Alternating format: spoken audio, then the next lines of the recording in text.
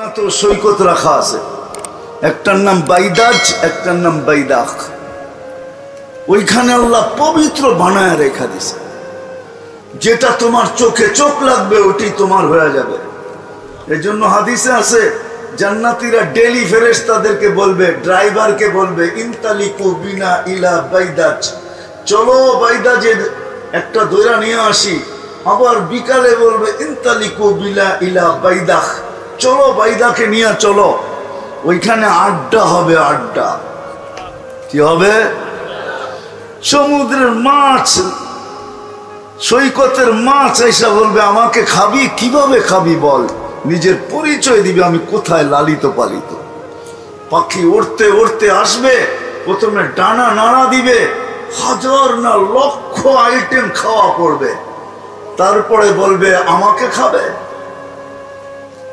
আমাকে খাবে। কিভাবে খাবে? ওইভাবে হয়ে আসবে, খায়া হাড্ডি ফালাবে আর উড়া চলে, সালাম দিয়ে উড়া চলে যাবে।